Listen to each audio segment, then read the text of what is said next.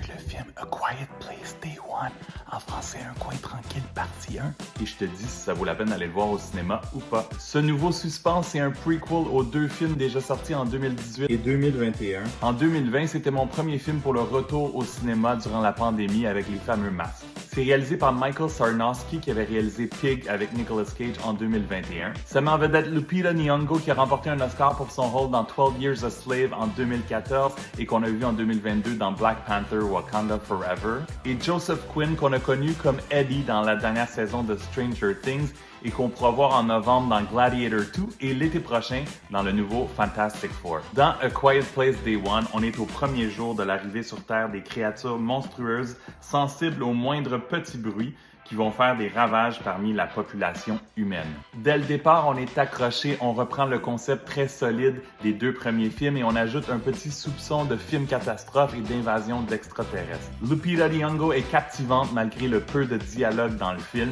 Joseph Quinn est excellent aussi, il y a une bonne chimie avec Lupita, mais il arrive beaucoup plus tard dans le film vers le milieu et il me fait beaucoup penser à un jeune Robert Downey Jr. Les extraterrestres sont vraiment terrifiants et on en voit plus que dans les deux premiers films. Autre grosse différence, c'est qu'on se retrouve maintenant en pleine ville, au cœur de New York. Les effets spéciaux sont vraiment très réussis et une des grandes forces du film, c'est le son, le mix sonore, la salle vibrait. Je l'ai vu sur IMAX et aller le voir dans la plus grande salle possible, le plus gros écran possible, ça vaut vraiment la peine. Vraiment, on est stressé pendant une grande partie du film et je dois dire aussi que j'étais un petit peu frustré par la mission, l'objectif principal du personnage de Samira, mais pas de spoilers, je vous dis rien ici. Je crois que le scénario, l'histoire était plus solide dans les deux premiers films, mais j'ai beaucoup apprécié ce nouveau film aussi. Les fans de la série vont vraiment adorer. C'est un film court, ça dure 1h40 et je lui donne 3 étoiles et demie sur 5.